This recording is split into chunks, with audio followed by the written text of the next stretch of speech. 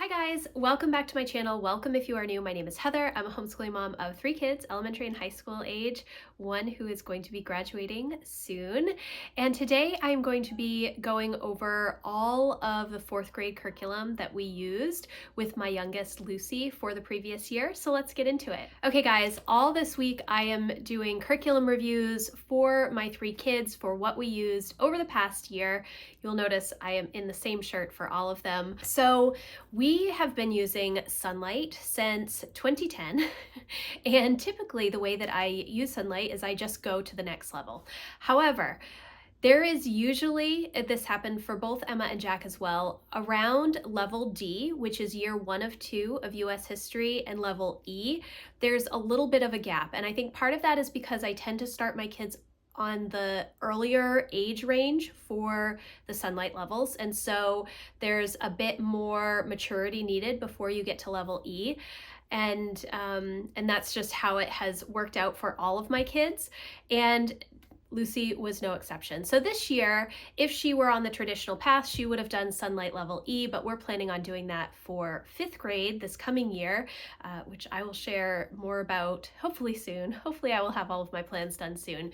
But instead what we did was I kind of pieced a few things together for this previous year for her history and language arts and all of the things. And I'm just going to go through what we used, what I thought we would use and we didn't end up using, and just my overall feelings of the resources that I chose for 2024-2025. So the first thing that we ended up using was the US elections unit from Sonlight, and I absolutely loved this. It was creating a lap book. It did have a little bit, like a little booklet that came with it that had information for each little project, and it worked really, really well. She loved doing the little crafts associated with the workbook and putting the lap book together. It was the first time that we actually had used a lap book in my homeschool. I think in years past, I definitely had purchased resources for Emma and Jack, maybe, I don't know, 10 years ago to do lap books, but we never actually did them.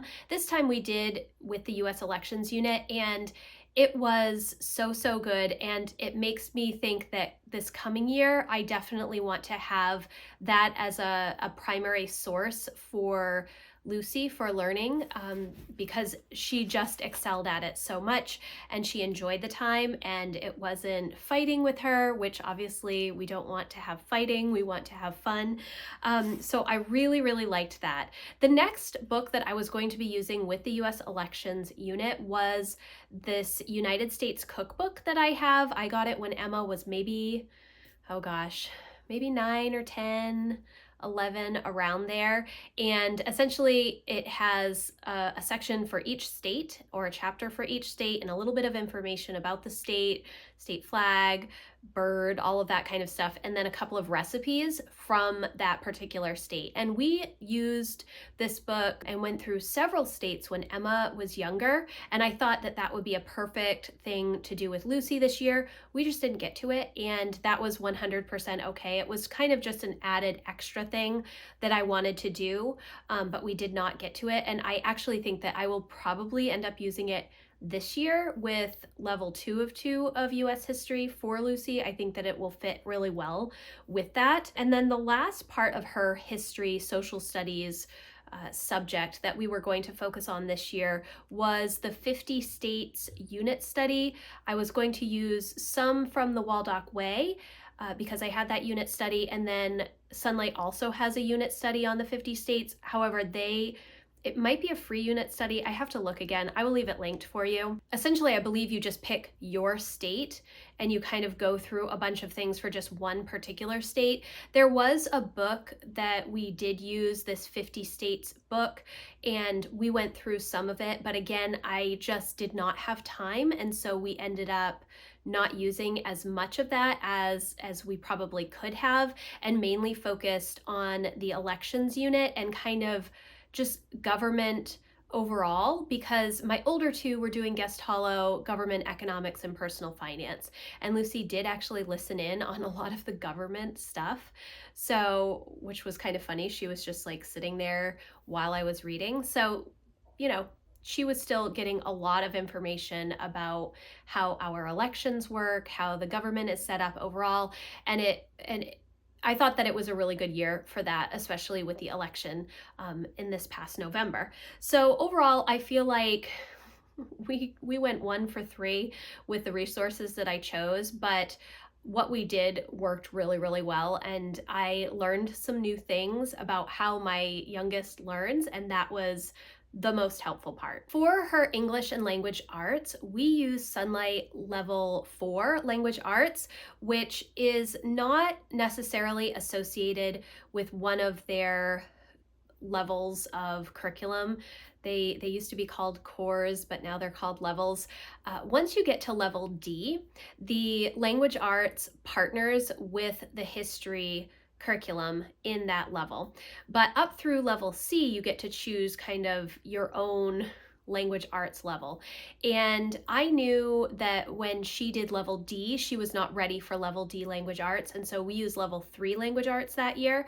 And then the following year, this past year, I knew that we weren't going to be doing level E for Sonlight, so I wasn't going to have her do level E Sonlight language arts, and she wouldn't have been ready for it anyways, so we did level 4, and that actually worked out really well. I think that she learned a lot. We got through all of the worksheets, and she had a lot of fun with some of the little creative writing projects. Overall, I love the Sonlight language arts. I know that some people don't like it as much because maybe it is not as detailed, but I feel like all of the parts are there, and my kids are all really good writers once they get to high school, so I'm not that concerned about it. I thought maybe we would do some arrows associated with some of the books we were reading for language arts from Brave Writer, but we ended up not using any of the Brave Writer resources that I've already purchased in the past. Instead, we just focused on Language Arts 4 and Handwriting Without Tears, the second cursive book, and she also did Spelling UC for extra copywork practice, not for spelling. She's actually quite a good speller, and I don't really focus on spelling so much until usually 5th, 6th grade. I know that that may sound strange. I kind of follow the Brave Writer trajectory of how kids learn writing, and that has worked really well for me, so I'm not going to mess with it.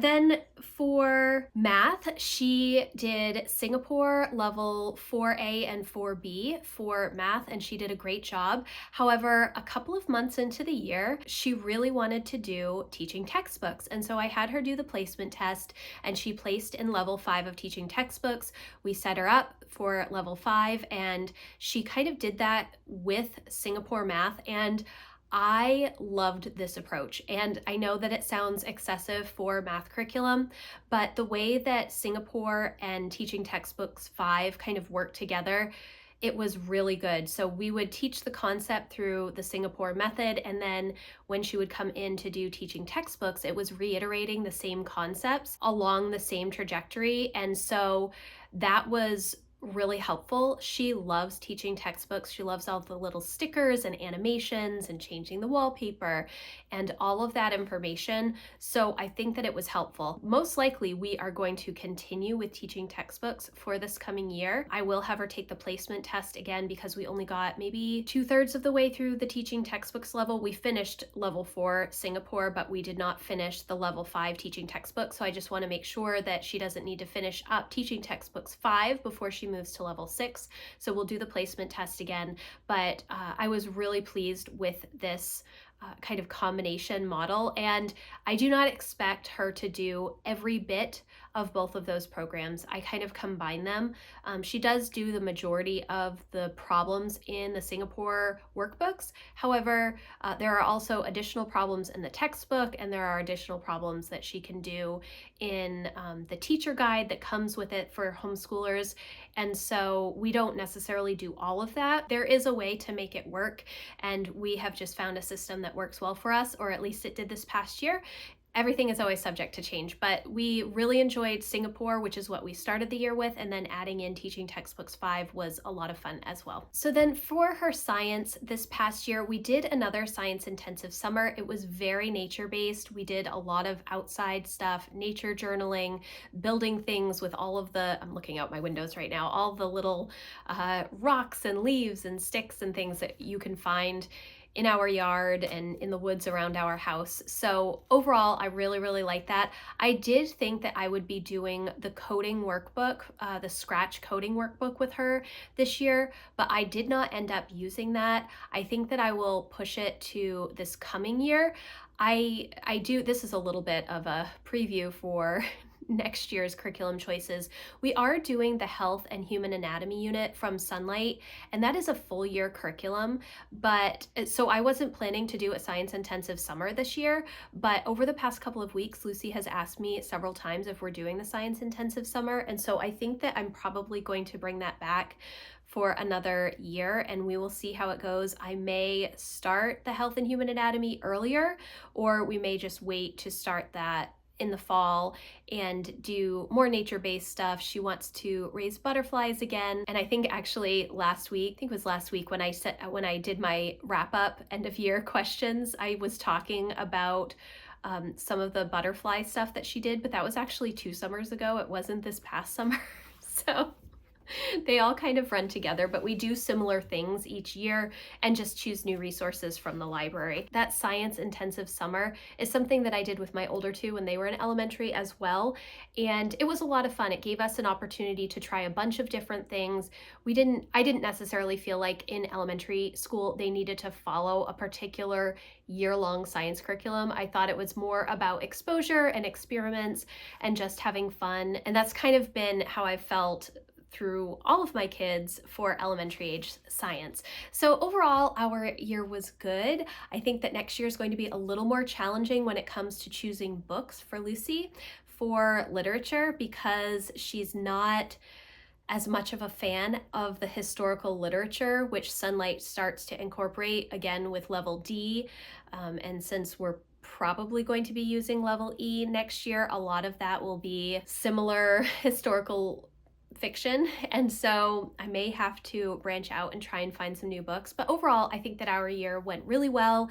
Lucy and I got into a really good groove of getting our school done first thing in the morning, and then having a lot of time during the day for her to just play and do some fun games, and there was a lot of free time because I'm also homeschooling 2 high schoolers.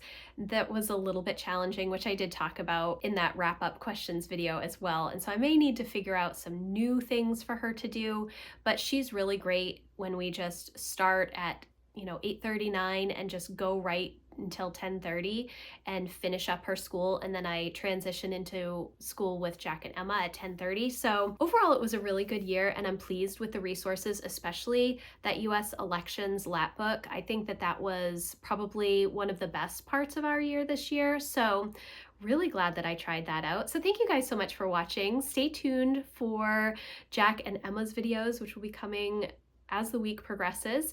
Again, thank you guys so much for watching. If you like this video, please give it a thumbs up, and I will see you in the next one. Thanks, guys. Bye.